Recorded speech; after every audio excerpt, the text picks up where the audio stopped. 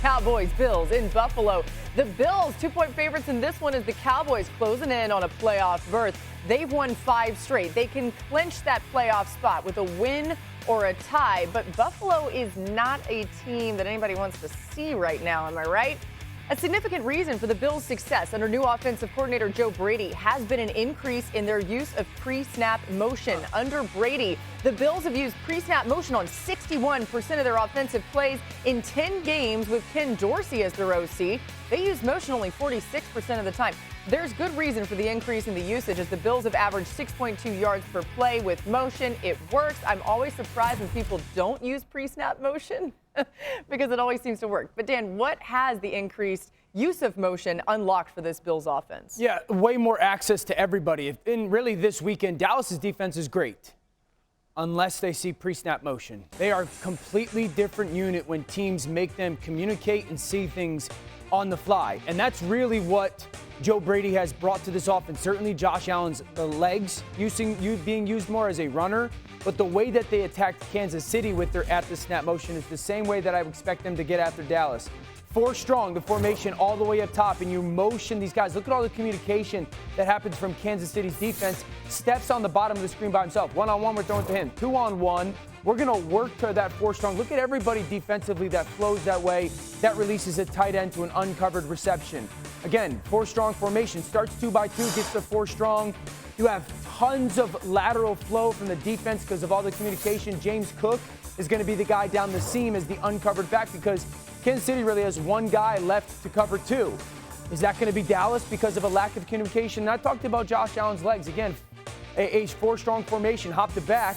Now that defense has to adjust on the fly of who's responsible for the quarterback. They're paying attention to Josh Allen. Karlaftis, who should be making that tackle there, is late because he's paying attention to Josh. So I think this game comes down to, in that matchup, how much does Buffalo motion pre-snap? I think it should be at least 50% of their offensive plays. And how well does Dallas handle it? Because so far this year, they have not done a good job. You know, Dan said their defense is great unless you, and then he went to motion. Their defense is also great unless you hit them in the freaking mouth. And when you look at the Buffalo Bills, another thing that's changed along with motion under Joe Brady is the use of James Cook. If you go back to last week, there was about a 12-play span in the second half where they didn't hand the ball off, and the offense was a little bit stymied. And then you saw James Cook get involved again, and he was able to get the run game going, and we watched Josh Allen benefit from it. Also, his usage in the pass game, think about the rail route or the 4-strong triple seam. James Cook has become an integral part of this offense, and I think him taking some of the pressure off of Josh Allen has allowed Josh Allen to unlock some of those superhero plays when he needs them most. I think you start with him, get with that physicality, especially because Dallas loves to play sub packages defensively. Start with James Cook, get into that play action, and that motion is also huge, as Dan has mentioned. RC, that's the point for me. And after I get done, I got a question for you because we talk about those sub packages and also smaller guys playing linebacker for the Dallas Cowboys. To me, this is about patience. To me, this is about organized noise. There's a great song entitled that from the Dallas defense, right? We know that they can get after the passer. I think first down is critical. Dan, you allude to that a lot when we're talking about these game plans and how important specific downs are. I think it's imperative that Dallas doesn't get greedy. You got a quarterback coming in that you know will give the ball away at some point, and you got a ball hawk in DaRon Bland, but also we've seen Dallas transition into putting Gilmore on the top receiver. They had to move him to DK Metcalf in the Seattle game, and also he took A.J. Brown in the Philly game. RC, my question to you is this.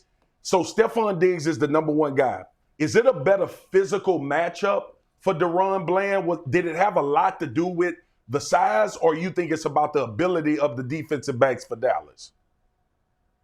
Yeah, no, I thought it was size, right? Obviously, Stephon Gilmore is a bigger defender. He's also a more sound and reliable defender. And when you start to get some success in playing the football, now you're going to cheat. Now you're going to undercut. You're going to be looking for those plays. Whereas Gilly, he already got a Defensive Player of the Year swag. He's already on his way to the Hall of Fame. He understands I'm going to play everything top down and make it extremely hard for you to make plays on me. But he may be a guy that you put on Gabe Davis and you have a Deron Bland on Stephon Diggs with the safety shaded toward him because you feel like Gilly locks out Gabe Davis and you don't have to worry about him. And now guys like Damone Clark and Marquise Bell can play that run along with Jaron Kearse. Yeah, a little bit of the Revis treatment. I think as much as Steph matters in this game, I would throw the ball to the tight ends a ton if I was Buffalo. Dawson Knox and Dalton Kincaid. I don't think Dallas can cover both of them that well, RC, because of those linebackers and how kind of inexperienced they are. So pass catching wise, I think the tight ends for Buffalo are the key this weekend. Yeah, Josh Allen has thrown an interception in 9 straight games. That's the longest streak by any quarterback in a season since 2015. Not necessarily a number that you want to see, but it is. But they don't matter though. Ask Dan. Well, yeah, Dan might say that. Well, every turnover is different, you know.